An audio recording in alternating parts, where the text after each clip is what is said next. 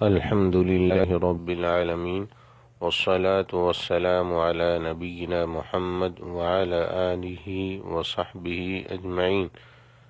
محترم حضرات، استعاذہ کا معنی ہوتا ہے پناہ مانگنا، یعنی جو چیز انسان کو شر سے محفوظ رکھ سکے اس کی طلب کرنا، اور جس سے کچھ مانگا جائے اور طلب کیا جائے تو وہ مانگنے والے سے مقام و مرتبہ میں عرفہ اور بلند ہوتا ہے۔ در حقیقت استعاذہ سے مراد پناہ لینے کی دعا کرنا ہے، لہذا استعاذہ یہ عبادت ہے، اور ہر قسم کی عبادت کا سزاوار صرف اللہ عز و جل ہے۔ اللہ تعالیٰ کا ارشاد ہے وَأَنَّ الْمَسَاجِدَ لِلَّهِ فَلَا تَدْعُوا مَعَ اللَّهِ أَحَدًا، اور مسجدیں صرف اللہ ہی کے لیے خاص ہیں، تو اللہ تعالیٰ کے ساتھ کسی اور کو نہ پکارو۔ سورہ الجن آیت نمبر 18۔ استعاذہ میں جس سے پناہ مانگی جا رہی ہوتی ہے اس سے دلی لگاؤ ہوتا ہے، اپنی بے چارگی اور حاجت اس کے سامنے پیش کی جاتی ہے، اور اپنی نجات کا معاملہ بھی اسی کے سپرد کر دیا جاتا ہے۔ لہذا استعاذہ اللہ رب العزت کے سوا کسی دوسرے سے درست نہیں ہے، غیر اللہ سے استعاذہ شرک ہے۔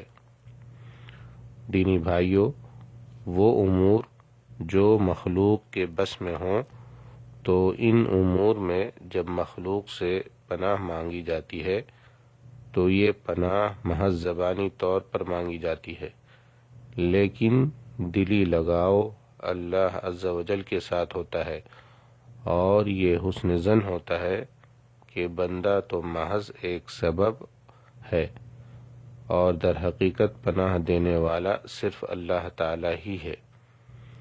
زمانہ جاہلیت میں جب یہ سفر پر جاتے تھے تو جس وادی میں قیام کرتے تو اس وادی کے جنات سے پناہ طلب کرتے۔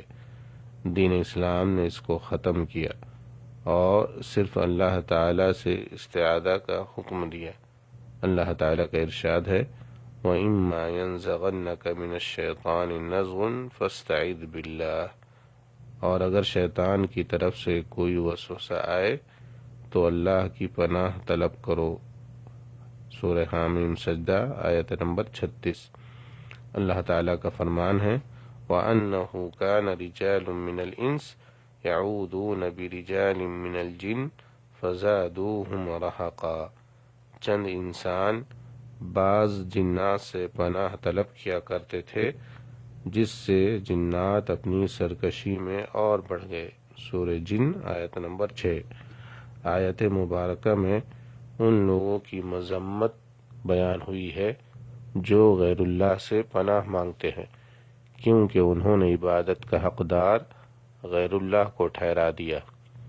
خولہ بنت حکیم رضی اللہ عنہ کہتی ہیں میں نے رسول اللہ صلی اللہ علیہ وسلم کو فرماتے ہوئے سنا کہ جو شخص کسی جگہ قیام کرے اور یہ دعا پڑھے اعوذ بکلمات اللہ التامات من شر ما خلق، یعنی میں اللہ تعالیٰ کے کامل کلمات کی پناہ چاہتا ہوں ہر اس چیز کے شر سے جو اس نے پیدا کی ہے، تو اس کے وہاں سے روانہ ہونے تک کوئی چیز اسے ضرر اور نقصان نہ پہنچا سکے گی۔